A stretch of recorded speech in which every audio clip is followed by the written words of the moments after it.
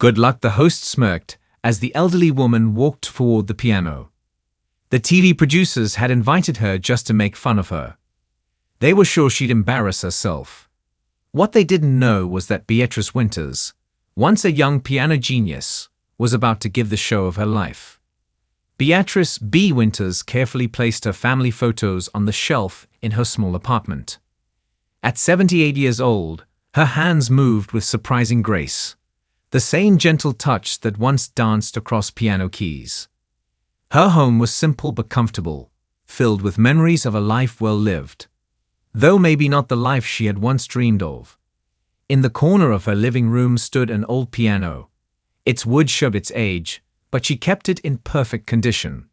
Every morning, just like clockwork, Beatrice would sit at this piano and play for 1 hour before starting her day.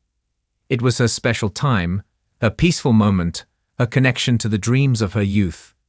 "Morning, old friend," she whispered, running her fingers lightly over the keys. 60 years ago, teenage Beatrice had been the talk of her town. A real musical wonder who could play difficult classical pieces with the emotion of someone much older. Her music teacher had called her a once-in-a-lifetime talent. He promised her a future at the best music schools in the country. But life has a way of changing even the most promising paths. Money troubles forced her to take a full-time job right after high school.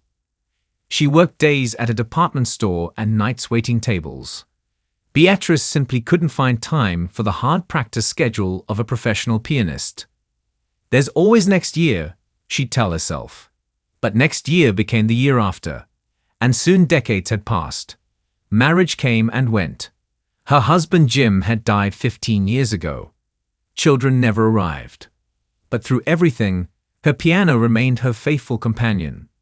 She never stopped playing, even if the grand stages and concert halls remained just dreams. Retirement brought both freedom and loneliness. Her small pension was enough to survive, but not much more. These days, Beatrice played at the local community center twice a week. She offered free lessons to neighborhood children whose families couldn't afford proper training. "Miss B, why aren't you famous?" one of her young students had asked last week. Beatrice had smiled, her blue eyes sparkling at the corners. "Sometimes, sweetheart, life takes you down different roads than the ones you plan to travel." What Beatrice didn't tell the child was that not a day went by when she didn't wonder what might have been. Not with sadness exactly, but with quiet curiosity. How different would her life have been if circumstances had allowed her to pursue music professionally? Little did she know, fate was about to offer her an unexpected chance to find out. Mark Davenport had been producing America's Got Talent Tonight for 7 seasons. While not the most watched talent show, it had found a comfortable spot in evening television, especially among older viewers. At 42, Mark considered himself a realist. Television was a business, and his job was to deliver ratings. "What do we have lined up for next week's show?" he asked, looking at the list of contestants during the production meeting. The usual mix stared back at him. Aspiring singers, dance groups, the occasional novelty act. Same old," replied Sarah, his assistant producer. "We need something different. Viewers are getting bored with the predictable acts." Mark drummed his fingers on the table. "We need something that'll get people talking. Social media buzz. Water cooler conversations." It was at that exact moment that Mark remembered the elderly woman he'd seen playing piano at Riverside Community Center last week. He had stopped by to pick up his nephew from basketball practice and heard music coming from a small room down the hall. The old lady had been playing something simple. A basic tune for what appeared to be a children's lesson. Nothing extraordinary. But there was something about her perfect posture that caught his eye. She had that classic grandmother look. Perfectly styled silver hair, gentle smile, cardigan sweater. The kind of appearance that would create an instant expectation for the audience. "I've got it," Mark said, sitting up straight. "I saw this elderly woman playing piano at a community center. She's got the perfect look. The viewers will expect something basic, maybe Twinkle, Twinkle, Little Star, or something equally simple? Sarah raised an eyebrow. So what's the angle? The unexpected, Mark explained. We present her like she's going to play something simple. Maybe even have Bradley make a few gentle jokes. The audience will be expecting something cute but forgettable. If she's terrible, it's a light-hearted moment. If she's decent, it's a sweet surprise. Either way, it's different from our usual acts. Sarah looked uncomfortable. Isn't that a bit mean? Mark waved his hand dismissively. It's entertainment, Sarah. We're not making fun of her. We're creating a moment. Besides, if she's terrible, Bradley knows how to make it charming rather than embarrassing. No harm done. What Mark didn't mention was that in the back of his mind, he was counting on the contrast between the woman's elderly appearance and the expected average performance. It would create exactly the kind of viral social media moment the show needed. The following Tuesday afternoon found Beatrice closing the piano lid at the community center. Her small group of students had just left, backpacks bouncing as they ran toward waiting parents. Teaching brought her joy, a way to keep music alive in her life while passing on her knowledge to a new generation. She was gathering her sheet music when an unfamiliar voice called out, "Mrs. Winters." Beatrice looked up to see a well-dressed younger woman with a tablet in hand. "It's Miss, actually. And yes, I'm Beatrice Winters." The woman smiled brightly, extending her hand. "I'm Sarah Chen from America's Got Talent Tonight. We're interested in having you appear on our show next week." Beatrice's hand stilled on her music sheets. "I beg your pardon?" Sarah launched into her practice pitch. "Our producer saw you playing last week and was very impressed with your presence. We're doing a special segment highlighting talented seniors, and we think you'd be perfect." "There must be some mistake," Beatrice said, shaking her head. "I'm just a piano teacher. I play for these children and occasionally at church. I'm hardly television material." "That's exactly what makes you perfect," Sarah insisted. "You represent everyday Americans who have kept music in their lives. Our viewers will love your authenticity." Beatrice hesitated. Television had never been part of her life plan. The thought of performing in front of cameras and a studio audience made her stomach tighten. And yet, a small voice inside her whispered of opportunity, of the chance to play for an audience larger than she ever imagined. "I don't know," she said finally. "At my age, I'm not sure I'm up for that kind of excitement." Sarah sensed her wavering and pressed gently. "It's just one piece, 5 minutes at most. Plus, we offer a modest appearance fee." She named a figure that, while not huge by television standards, represented nearly 2 months of Beatrice's pension. Beatrice thought of her aging piano at home, how the G above middle C had been sticking lately. The repair costs had seemed out of reach. But with this unexpected money, "If I were to do this," she said cautiously, "I could play any piece of my choosing." Sarah nodded quickly. "Absolutely. Whatever makes you comfortable." Beatrice took a deep breath. Perhaps this was life offering her a small taste of the road not taken. Not exactly Carnegie Hall, but still a real stage, a real audience. "Very well," she said with a slight nod. "I think I'd like to give it a try." Sarah beamed. "Wonderful. You won't regret it, Miss Winters." Beatrice only hoped that was true. The television studio was a maze of cables, equipment, and busy staff members speaking into headsets. Beatrice held her purse tightly as a production assistant. A young man with a clipboard who'd introduced himself as Kevin led her through the backstage area. "Through here, Miss Winters," Kevin said, holding open a door marked Green Room. The space was unexpectedly comfortable. Sofas, snacks, a small refrigerator stocked with drinks. But Beatrice couldn't help noticing she was the only contestant present. "Where are the other performers?" she asked. Kevin checked his clipboard. "Oh, you're in a special segment. The others are in a different preparation area." Before she could ask more questions, the door opened and Mark Davenport walked in. His confident smile didn't quite reach his eyes.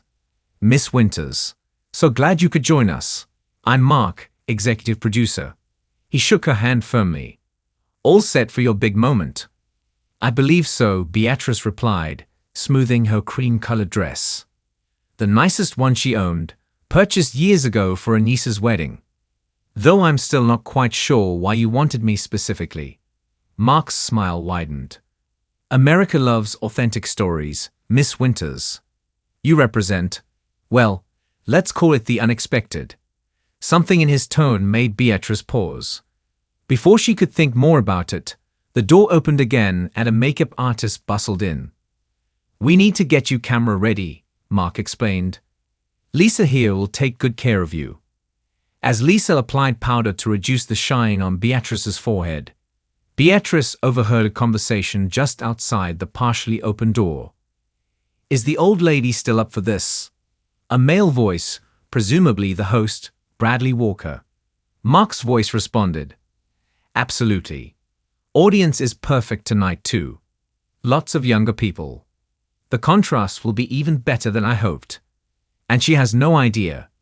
Bradley's voice trailed off into a chuckle. "None. Just remember to play it up a bit before she starts. Set the tone." A cold feeling settled in Beatrice's stomach. The conversation confirmed what she'd begun to suspect. She wasn't here because they thought she was talented. She was here to be some kind of joke. Lisa, noticing her suddenly tense posture, smiled sympathetically. "First time on TV, don't worry. Everyone gets nervous." Beatrice nodded absently, her mind racing. She could leave now, of course. Walk out and return to her quiet life. But something kept her seated. Pride, perhaps. Or maybe the stubborn streak her mother had always said would get her into trouble. If they wanted a show, she thought with sudden determination, she would give them one. Just not the one they were expecting. 15 minutes before showtime, Beatrice sat alone in the green room. Her hands folded neatly in her lap. Outside, she could hear the growing buzz of the audience finding their seats. The occasional burst of laughter. The building anticipation. She closed her eyes and did what she always did before playing. Mentally walked through her piece. Her fingers making tiny movements in the air as if pressing invisible keys. She had chosen Liszt's La Campanella, one of the most technically challenging pieces in the piano repertoire. It had been years since she performed it for anyone other than herself. But her fingers remembered every note, every nuance. A light knock on the door interrupted her concentration. 5 minutes, Miss Winters, Kevin announced, poking his head in. She nodded, rising slowly to her feet. Her knees protested slightly. A reminder of her age that she chose to ignore. "The piano is ready on stage," Kevin continued. "Is there anything else you need?" "No, thank you," Beatrice replied calmly, though her heart had begun to race. "I'm as ready as I'll ever be." As Kevin led her toward the stage, Beatrice caught snippets of conversation between stagehands. "The grandma pianist should be good for a laugh. Bradley's going to have a field day with this one." Each comment strengthened her resolve. She'd spent a lifetime accepting limitations imposed by circumstances. She wouldn't accept being dismissed before she played a single note. They reached the wings of the stage where Mark was giving last-minute instructions to Bradley Walker, the show's charming host. Bradley's television persona was charm itself. Quick-witted, handsome in a standard way, with just the right balance of respect and gentle teasing for contestants. Mark noticed her arrival and quickly wrapped up his conversation. "Miss Winters, perfect timing. Now remember, just a simple piece. Something easy and comfortable. No need to push yourself." The condescension in his tone was unmistakable. He didn't expect anything remarkable from her. In fact, it seemed he was counting on the opposite. "I know exactly what I'm going to play," Beatrice assured him, her blue eyes twinkling with a hint of mischief that went unnoticed. "Excellent." Mark clapped his hands together. "Bradley will introduce you, have a little chat, and then you'll play. Just follow his lead." On stage, Bradley was warming up the audience with his trademark humor. Through the curtain, Beatrice could see the theater packed with people, mostly younger faces looking expectantly toward the stage. "Our next contestant is a bit different from what you've seen tonight," Bradley announced. "We're slowing things down, taking a little detour from our high-energy acts." The audience murmured curiously. "Coming up, we have a lovely lady who's been playing piano at her local community center. She's here to share a little musical moment with us. Let's give a warm welcome to 78-year-old Beatrice Winters." The applause was polite but lukewarm as Beatrice stepped onto the stage. The lights were brighter than she'd expected, momentarily blinding her. She blinked, then made her way toward Bradley and the gleaming grand piano that awaited her. She could feel the audience's eyes on her, could sense their immediate assessment based solely on her appearance.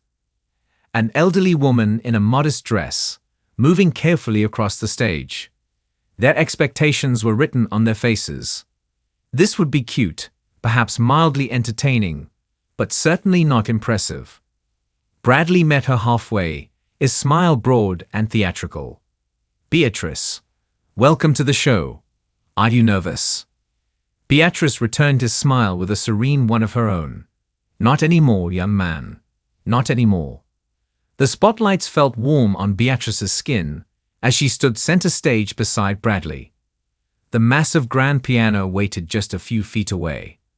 The audience's polite applause had already died down, replaced by a few scattered whispers and the distinct feeling of people waiting for something to be over before the next, more exciting act began. "So, Beatrice," Bradley's voice boomed through the theater. "I understand you've been playing piano most of your life." "Yes, since I was 5 years old," she replied, her voice surprisingly steady despite the cameras and the sea of faces before her. "That's a long time," Bradley quipped, earning a ripple of laughter. "And what will you be playing for us tonight?" Mary had a little lamb. "Chopsticks, perhaps." More laughter, louder this time. Beatrice noticed a few audience members already smirking, phones raised to capture what they expected would be a viral moment. An elderly woman fumbling through a simple tune. "Actually," Beatrice said calmly, "I'll be playing Franz Liszt's La Campanella." Bradley's practiced smile wavered for just a moment. Clearly, he'd been told to expect something much simpler. From the corner of her eye, Beatrice saw Mark step forward in the wings, his brow wrinkled. "La Campa what now?" Bradley recovered quickly, playing up his confusion for comedy. "Sounds fancy. Is that like Twinkle, Twinkle, Little Star in Italian?" The audience laughed again, and Beatrice smiled politely. "Not exactly. It's considered one of the most difficult pieces in the piano repertoire." Bradley raised his eyebrows theatrically. "Well, ambitious. I like it." He turned to the audience with an exaggerated wink. "Let's see how this goes, shall we?" As Bradley guided her to the piano, he leaned in, speaking quietly so only she could hear. "Maybe start with something easier. No need to put yourself on the spot." "I know exactly what I'm doing," Beatrice replied softly, her eyes meeting his with quiet determination. Bradley shrugged almost invisibly before turning back to the audience. "Ladies and gentlemen, Beatrice Winters." He stepped away, leaving Beatrice alone at the magnificent grand piano.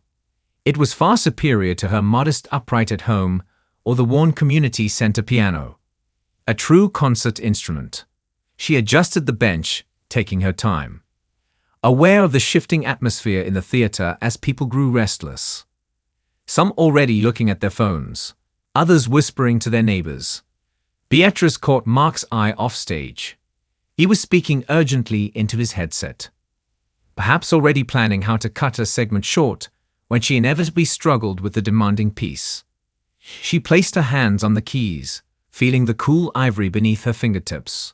For a moment, she closed her eyes, shutting out the lights, the cameras, the doubtful faces.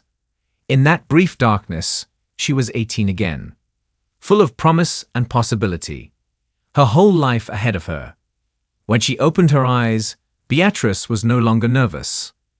She was no longer worried about being mocked or underestimated. She was simply a musician about to play. Her fingers struck the first notes of the delicate, sparkling introduction to La Campanella. Light, precise, and perfectly controlled. Each crystalline note hung in the air with bell-like clarity, exactly as Liszt had intended. In the front row, a young woman's jaw dropped slightly. Backstage, Mark froze mid-sentence, his hands still raised with instructions to prepare for a quick transition. And Beatrice, feeling the familiar rush that came only from making music, allowed herself a small smile as her hands began to move faster. The piece's notorious technical demands unfurling before her like an old friend coming to visit after a long absence. As Beatrice's fingers flew across the keys with astonishing speed, the atmosphere in the theater transformed. The initial notes had captured attention. Now, as she navigated the piece's incredibly difficult leaps and rapid-fire repetitions, she commanded it completely. La Campanella, meaning the little bell, lived up to its name as Beatrice's right hand created delicate tinkling bell sounds in the upper register, while her left provided the harmonic foundation.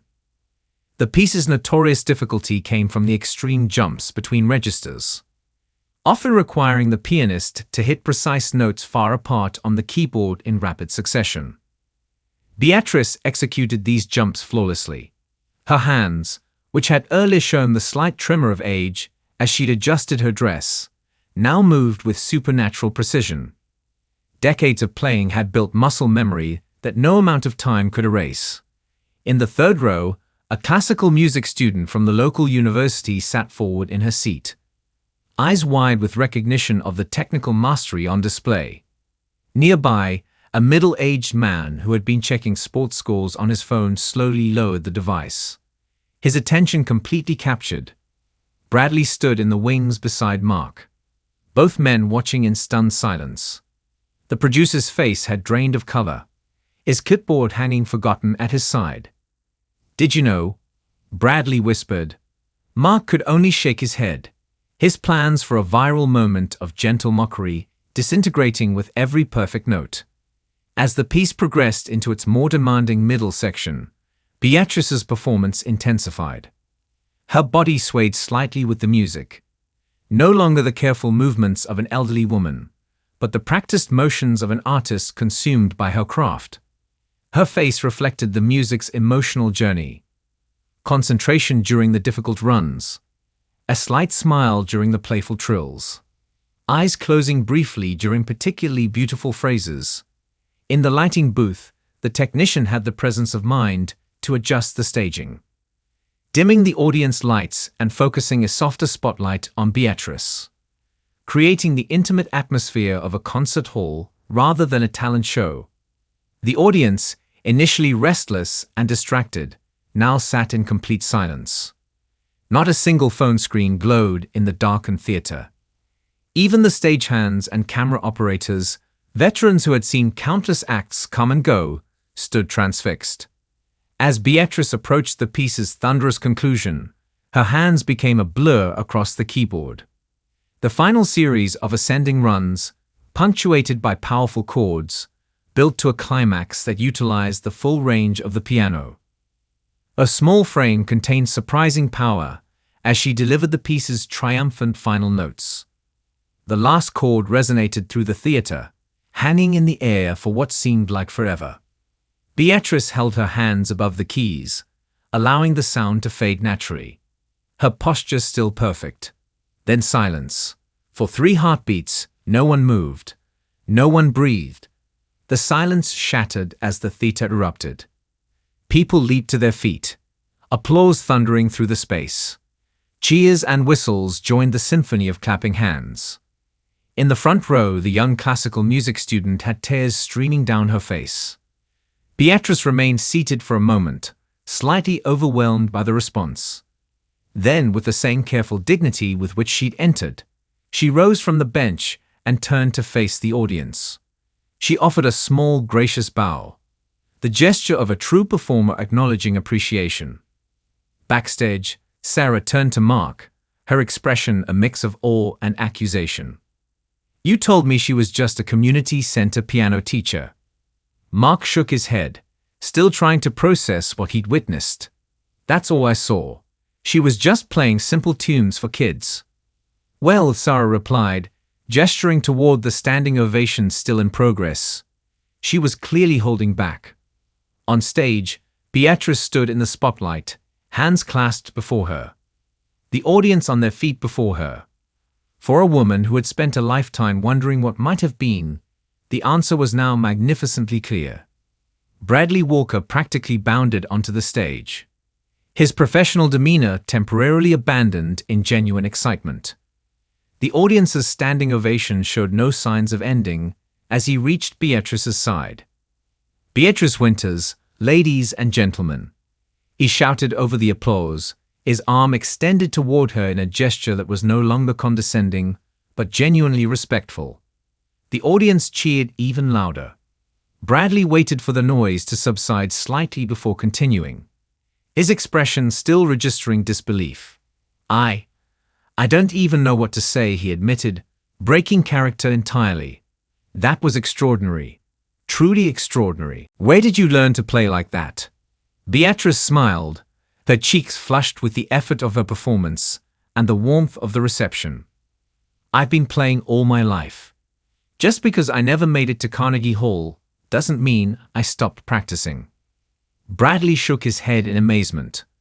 "Well, we are absolutely honored that you chose to share your gift with us tonight."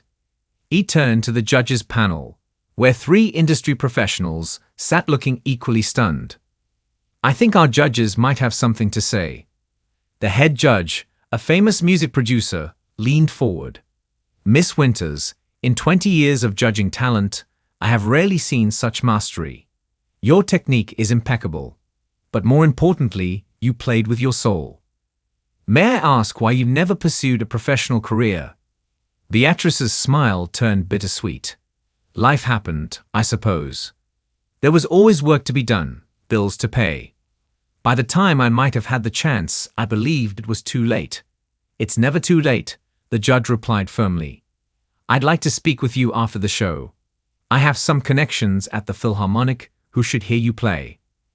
As Bradley wrapped up the segment, the cameras captured the audience still on their feet, many wiping away tears. In the wings, Mark watched the monitor displaying the show's social media feeds, which were exploding with activity. Beatrice Winters was already trending, but not for the reasons he had expected. "This is even better than what we planned," he murmured to Sarah. "The inspirational angle is gold."